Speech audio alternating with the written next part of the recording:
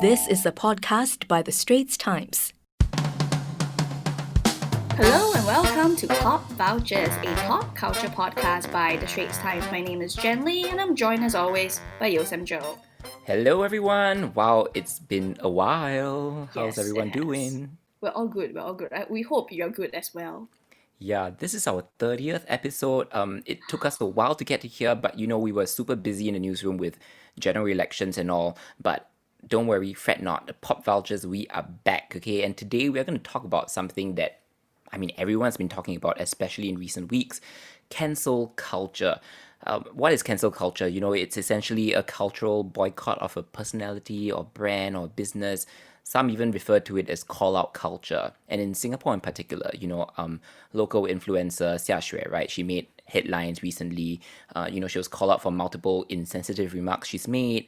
Some even say she's racist or fatphobic, and the fact that she's a Trump supporter, and then especially with the Raisa Khan incident happening during the elections, Xia Xue apparently came out and accused her of being racist, which, talk about irony, right? So naturally people, were asking for Xia Xue to be cancelled. And more recently, there are also calls, in America, for the Ellen Show to be cancelled, right, Jen?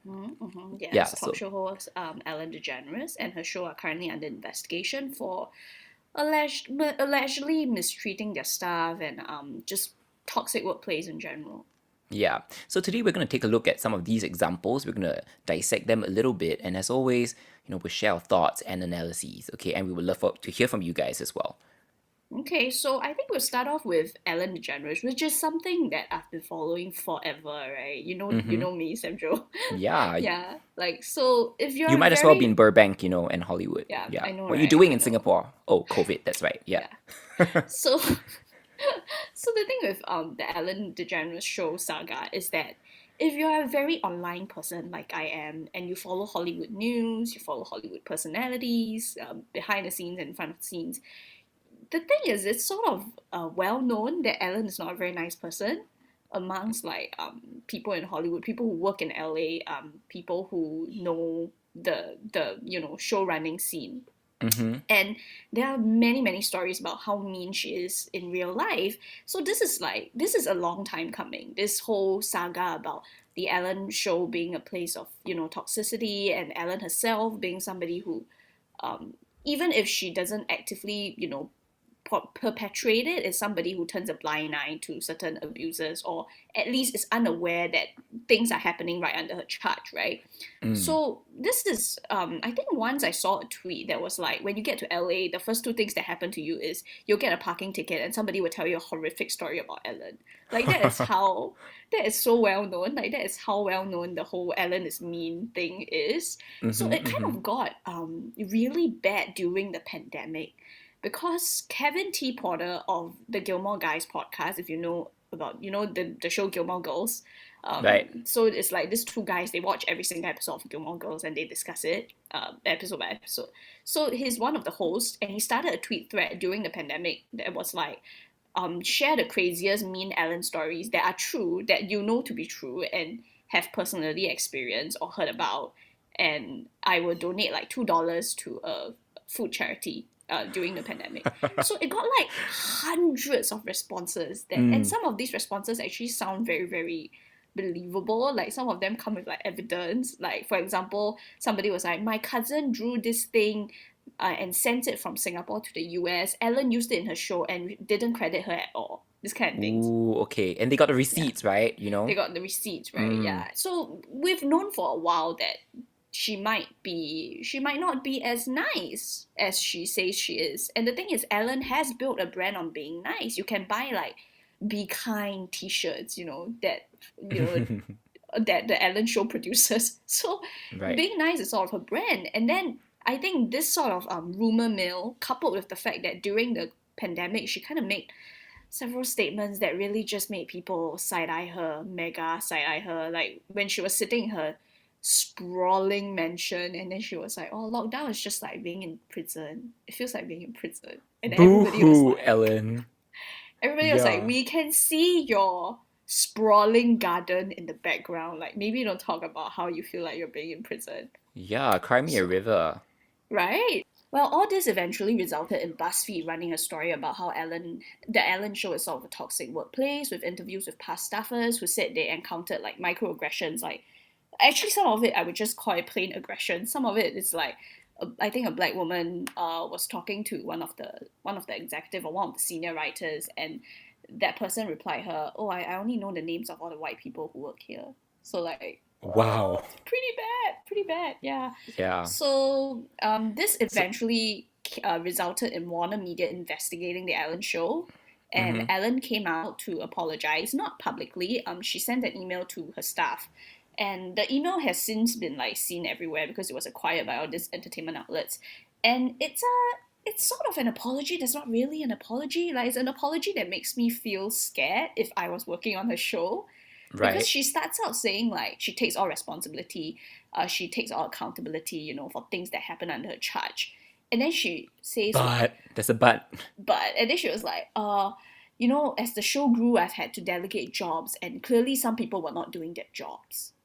Full stop. That kind. Right. Like, then you feel a bit, like you Yeah. feel her rage, and Yeah. then she also talked about how there are people who misrepresent her, and I was like, oh, okay, this feels like you can feel the anger bubbling underneath, and you feel like she is about to direct it at somebody. So I really don't Yeah. know It, what's it, gonna it start happen. it started off as an apology, but it kind of like devolved into throwing other people under the bus, kind of. Yeah, she Right? doesn't name names lah, but Yeah. the Because a vibe lot is of these not. allegations are actually aimed at her executives under her, like on her show. Yes, So not so yes, much just aimed at Ellen per se. yes, But it's all and under investigation and yeah, remains to be seen lah. So I guess we'll find out soon yeah. enough. There are talks that James Corden might replace her, and if you're very online like I am, then you also know some rumors about James Corden not being very nice. But I'm not gonna go into that. We will get back to that later. We just want to move on to the next case study so that we can just catch everyone up to speed, okay? And of course, I'm talking about J.K. Rowling, right? She is the famous Harry Potter creator. She has a history, of being accused of being transphobic, lah. All right. She's clashed with the trans community and activists time and time Multiple again. times, yeah. Yeah, and most recently, I guess it was a couple of months ago, she took issue with an article headline, and this article, the headline had a phrase, people who menstruate. And she went on Twitter and she quoted, people who menstruate. I'm sure there used to be a word for those people. Someone help me out. And then she went on the whole trolley kind of made up words like woman, wimpun, womut. Basically, she was trying to say that there's a word and that is women lah, right? So obviously, like, trans activists and a lot of allies also came at her and they were like, this is you being transphobic again. There are women who, maybe were not born as cisgendered women, but but they identify as women, like, and they don't menstruate. So what exactly is your issue? This is Or just there are you being trans men who menstruate, right, exactly. and Yeah, also like so and like people who are past menstruating age that don't menstruate, that kind of thing. right, yeah. So they were like, oh, this is you being like, super to say the least, like, short-sighted, and to say the worst, like, you are transphobic, right? And a lot of people, she actually had to write an open letter to defend herself because, a lot of her Harry Potter stars, from Daniel Radcliffe to Emma Watson were actually publicly came out and distanced themselves from her. Cho Chang, the girl who played Cho Chang as well. Yeah, exactly. Katie something? Katie, no, Katie Leung. Katie Leong, yeah. Yes, Sorry, yes. Katie Leong. I will never forget Cho Chang, my favorite. But yeah, and then most recently, she and a lot of other figures came out to sign a letter about free speech, didn't she? Yes, so she and I think 150 public figures, which includes people like Noam Chomsky, who's a US intellectual, feminist Gloria Steinem, Malcolm Gladwell, basically signed a letter that the TLDR is cancel culture is stifling free speech, right? It's about how, like, I think there's a quote is, it is now all too common to hear calls for swift and severe retribution in response to perceived transgressions of speech and thought. So the TLDR again is cancel culture is stifling free speech, which, I mean, like, it's kind of hollow coming from people like JKR and people like Malcolm Gladwell and Noam Chomsky, who have platforms. Like, nobody is stifling their free speech. Like, JKR is still tweeting, Malcolm Gladwell is writing books, nobody is stifling their platform. People are just taking issues with what they're saying and disagreeing, and maybe disagreeing in a very Mob in a very mentality kind of direct way. manner, right? Maybe in a Right. very can be even an aggressive manner, but it's so hollow, because I think there are good points in this letter, and I'll talk about this a little bit more. But these are really powerful people who are going to stay powerful regardless, right? And their platforms have not been taken away, and it just seems so, I don't know, a bit hypocritical for them to talk about how their free speech is being stifled. It just feels like maybe they're upset that people don't like their opinions. But then again, I guess from their point of view is like, if they say something that's unpopular and not with the zeitgeist of the day, They get people flack do lah, right? people do come down on them and constantly harass them on social media. I think that's the issue that they're also trying to say. They're trying to like get at, right? Of course, there's so many other cases of cancel culture. We could go on and on about them, but I mean, just to mention a few examples briefly. I mean, recently also we had Glee star Leah Michele, right? She has pretty much been exposed as being a queen of mean on set. Basically, she's been exposed as Rachel Berry, right? Like, that's it. Yeah, Leah Michele is Rachel Berry. She was playing herself. There was no playing acting involved.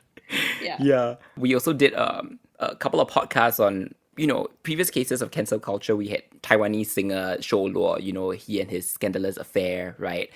We had Michael Jackson and all the accusations of him being a pedophile. We had Seungri, right? From Big Bang, and all his sexual... Formerly of Big Bang. Sorry. Yeah, formerly of... Ooh. Yeah, I know. Guys, Was that I know Jen? I Did you know just they are- cancel him? Like on No, Pop I didn't Vultures? cancel him. He left the group of his own accord. He cancelled okay? himself. He cancelled I mean, himself. okay, he was forced to leave the group, but he did leave the group. It is factually accurate to say that Big Bang now only has 4 members. We've done episodes on those. Please go back and listen to those if you're interested in finding out more. We don't have time to go into all the details now, but suffice to say, many, many, many cases. And then I want to bring up one major event in 2003. I'm going to take you guys back 17 years. Way back. Country music trio, the Chicks, formerly known as the Dixie Chicks, Dixie right? Chicks, They very famously, this is one of the earliest cases of like cancel culture, that was wrapped up with social media and everything, right? In the modern age, I would say. They were actually doing a concert in London, and they said, because that was around the time when, President George Bush was planning to invade Iraq, right? And so they actually said during the concert, we are ashamed that President Bush is from Texas. And they immediately got a lot of backlash. They were blacklisted by radio stations. They received death threats. There were people burning their CDs.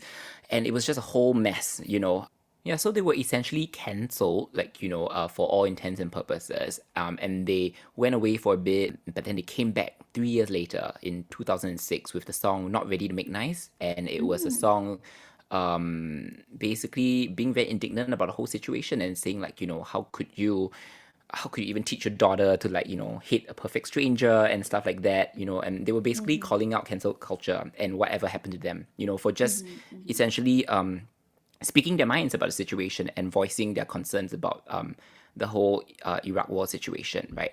So, but guess what? They emerged kind of earned back public opinion, and they emerged victorious. They got 3 Grammys for that song, and it's a very good song. So if you talk about famous examples of cancel culture, you definitely have to talk about the Chicks or the Dixie Chicks. It just reminds me of Janet Jackson. Remember the whole Janet Jackson Super Bowl Nipplegate? saga? Of course. Right. Never right. forget, right? Hashtag Never never forget. forget. I mean, so for anybody who doesn't know, Janet Jackson and Justin Timberlake performed at the Super Bowl halftime show in 2004. And then, there was this, one move, at the end, where, Justin Timberlake says something by the end of the song, I'll have you naked, or something like that.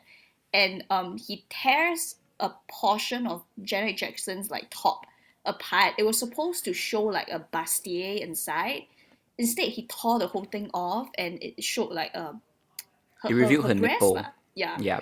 But there was something on her nipple, right? There was some sort There of nipple ring or accessory on it. There was an So it accessory, was- yes. Yeah. It was really for a very short fraction of time, and then she just got bombarded. she was truly blacklisted. Like all her songs, like her career, I don't think fully recovered. Like all her Mm. songs were like banned on radio. Like she didn't get to do promotions. But Justin Yeah. Timberlake got away scot-free. But it's okay, whatever. So Yeah, so there was yeah. definitely a lot of like inequality People there were in saying that terms she planned it, lah. I think that was the conspiracy theory. yeah, that she Yeah, planned it for publicity, right. and people were very upset with her. I mean, come on, like Janet Jackson does not need to resort to such stunts. I Like, know, right? yeah, I she mean, is have you freaking seen Janet Rhythm Jackson. Nation? If you Yeah, have not seen Rhythm Nation, right now, I want you to stop everything and stop listening to this podcast and go to YouTube and watch Rhythm Nation. Thank you very yeah. much. She has nothing to prove. In fact, Justin Timberlake should have been thankful that he even got to share a stage with Right? her. But anyway, hey, that was, that's the reason why we have YouTube today, right? Because that was the one video that really broke the internet and that Yeah, really yeah. It kickstarted like founded YouTube. YouTube apparently. It Yeah, was the inspiration that got the YouTube founder to start YouTube because so many people were searching for the clip of Janet Jackson's nipple. yeah. Okay, so anyway, at this point, if you are enjoying this episode of Pop Vultures, do find us on the Straits Times podcast channel, Google Podcasts, Apple Podcasts, or Spotify. Some of our episodes are also on YouTube, so remember to check those out. Just search for us, hashtag Pop Vultures. And Yes. please don't forget to like and rate us. Okay, Thank back to you. our show. Let us continue with cancel culture. Yeah. So what are your thoughts on cancel culture, Samjo? Because I think we have covered examples from both like the more liberal sides of things and the more conservative side of things. So Yeah. what do you feel? Well, I mean, cancel culture has always made me feel slightly uncomfortable. I think, okay, I mean, I'm going to preface all this by saying that, yes, cancel culture definitely has a place in this world, insofar as ensuring some level of accountability, lah, when someone demonstrates truly deplorable behavior, right? I mean, especially if it's a celebrity or someone with considerable influence and power, then yes, of course, call them out, name them, shame them, let them face the music, and punish them, especially if they've done something illegal, like, try Weinstein. them, right? And I also feel like, when it comes to pop culture cases, right, with celebrities, a lot of people are blinded by their star power so much. Like, they refuse to believe that their idols can do any wrong, right? Like, we all know several people like that. And sometimes even we ourselves, right? If our favorite idol Sometimes does we can be something. guilty of it, lah. Yeah. Yeah, I enjoy watching the Ellen show, right? I think she's super funny and everything. So this really gave me pause to think, like, okay, maybe something's not right, and I guess it's good. It's good to check celebrities from time to time, right? Because they wield so much power and influence. Unfortunately, however, in this day and age, it just like cancel culture just doesn't stop there, lah. It's not just about okay accountability and that's it, right? More often than not, you have the social media mob calling for entire careers to be decimated, right? They're calling for these people involved to be cancelled forever, right? Their goal is to demolish, not forgive. It's to break them and not rehabilitate. And this I feel is inherently mean spirited, lah. Sure, does it work in getting people to rethink their actions? Yes, but how I wish it stops there, And I've talked about this in our previous episodes before, like when we talked about show law, for instance, right? Especially if the transgression is a personal one, like having an extramarital affair, like why should he Like a lose his life? consensual extramarital affair, right? Exactly. So why should he lose his livelihood as a result, And sure, in the case of Ellen, if you're called out as a mean person, right?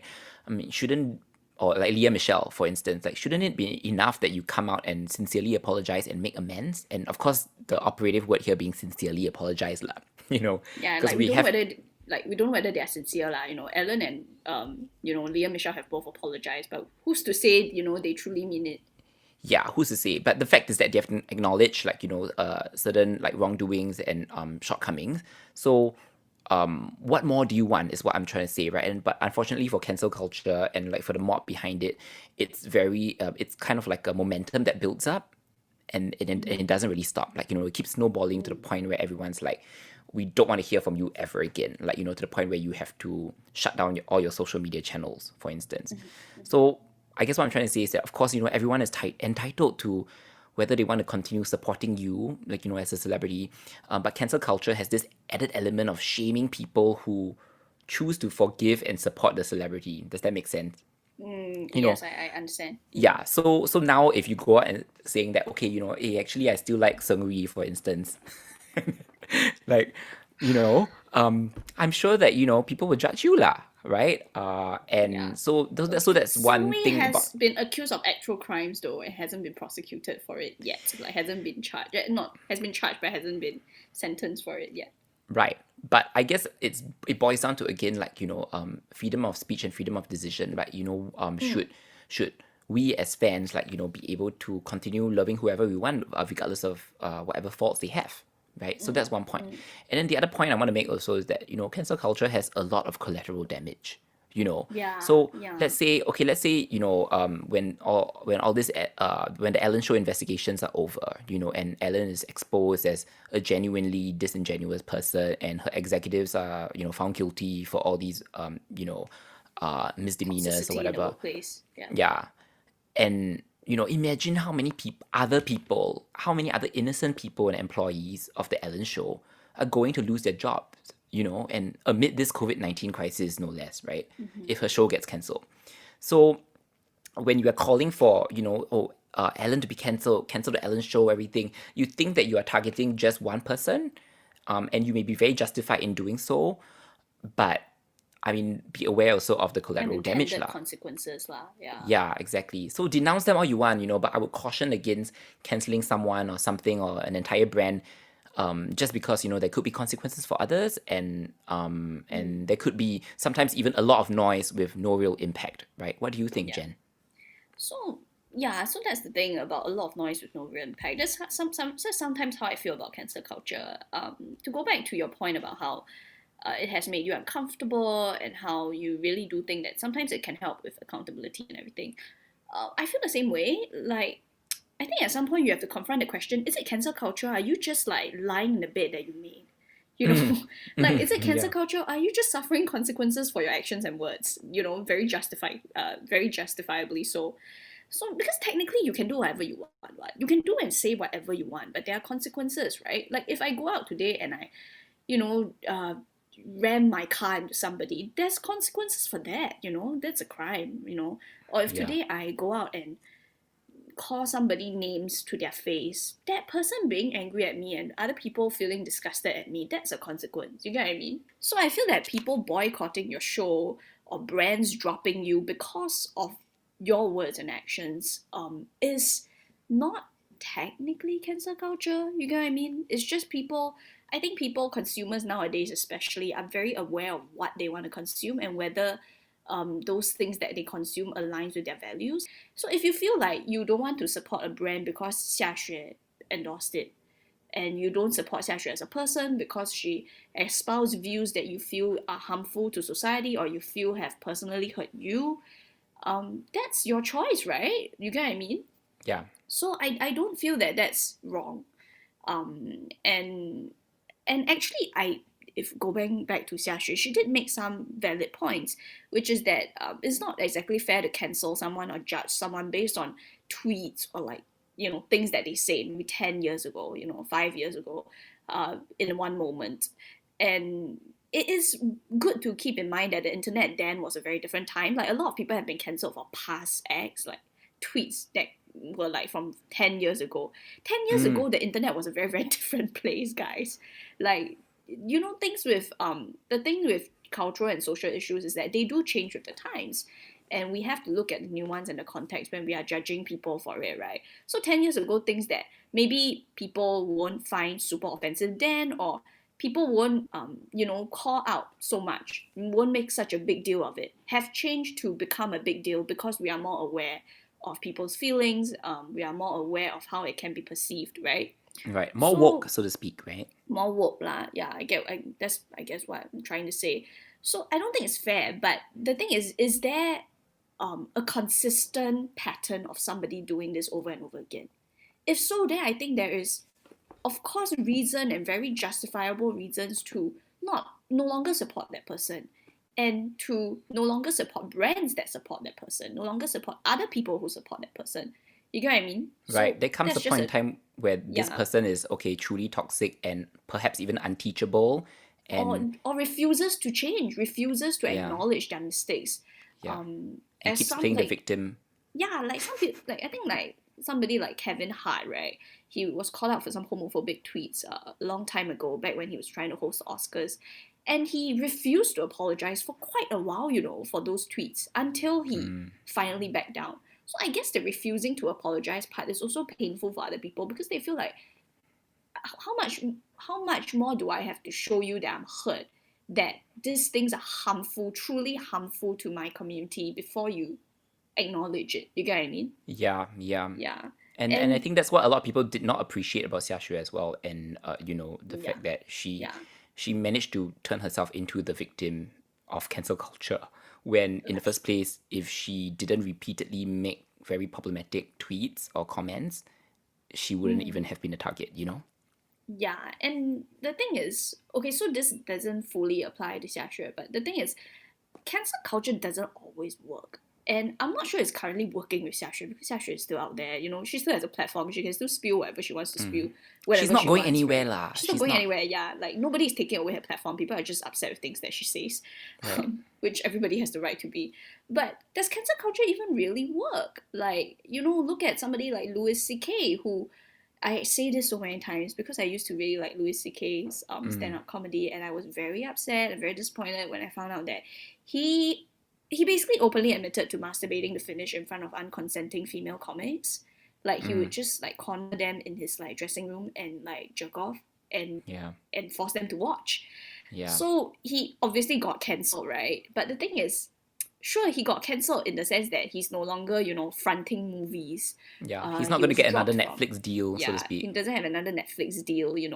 But he still has stand-up shows. Like he still goes on stand-up. Like he still goes to clubs. He still gets paid to do shows. You look at someone like Kevin Hart, who did weather through that period. And Kevin Hart has an Ellen connection here because Ellen was the one who tried to get everyone to forgive Kevin Hart after that whole saga. But anyway, I Kevin remember, Hart's yeah. doing fine. Like nothing's happening to Kevin Hart. Despite the fact that he refused to apologize for homophobic tweets until he finally did. Ellen is still about to host the next season of her show, and even if her show gets pulled, she is still one of the richest women in TV. She is a multimillionaire. Like freaking the FBI is trying to get Prince Andrew to collaborate on Epstein investigation, and guess what? They can't get him to do it. Like, so sometimes it's like when you are that powerful, that's why I hated the J.K. Rowling open letters, because when you are so privileged and so powerful, cancel culture doesn't get to you. It just doesn't. Like, it doesn't stifle your free speech. It doesn't make your life worse. You are still a billionaire. You are still widely read around the world, J.K. Rowling. So sometimes I feel like it doesn't really work. But on the flip side, then I would say to be very careful when canceling like normal people. We've had a slew of those, right? The Central Park bird watching Karen. We Right. had With her like, dog, right? yeah, with a dog. We had, Yeah. I think in Singapore also, we had one time there was this man who pushed an uncle in the hawker center, and it broke out that these two people were running a tuition center together or something. So like all these things, sure, maybe they deserved it, and you know what? Later on, it did prove that they probably did deserve to get cancelled. They probably did deserve the backlash that they got. But I'm very careful when it comes to normal people because we don't know.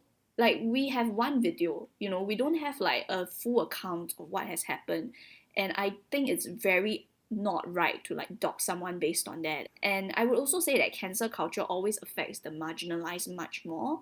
Like I think one of the Vox writers, who's a transgender woman, stood up when she basically came out to say that one of her colleagues signed the open letter that J.K. Rowling signed, and it made her feel unsafe working at Vox.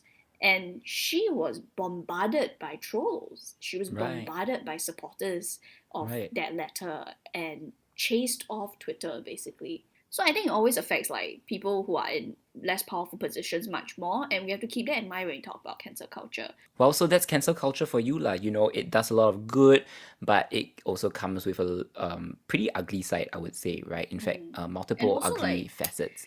celebrities and cancel culture, should we hold celebrities to a higher standard because they have a larger platform, because they have fame? That's also questions that we need to discuss. Yeah, let us know what you guys think. Do you think cancel culture should stay or should it go? Do you think it has a place, especially in Hollywood or entertainment in general, right? And who do you want to cancel, guys? For me, it's Justin yes. Timberlake. Jen, almost every other episode you have a bone to pick with JT, yeah? I realized. Never forget. Hashtag never forget, okay? You know what? As much as I love his music, I'm not going to fight you on this one.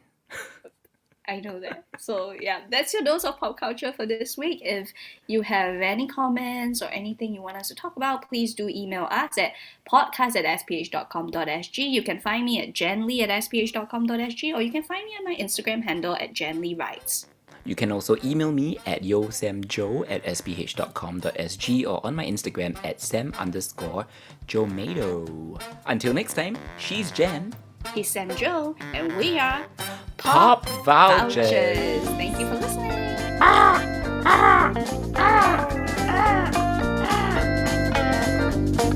That was an SPH podcast by The Straits Times. Find us on Spotify, Apple or Google Podcasts, or streaming on Google Home. Do feedback to us at podcast@sph.com.sg. You can also check out more podcasts on various topics at The Straits Times, The Business Times, and Money FM 89.3.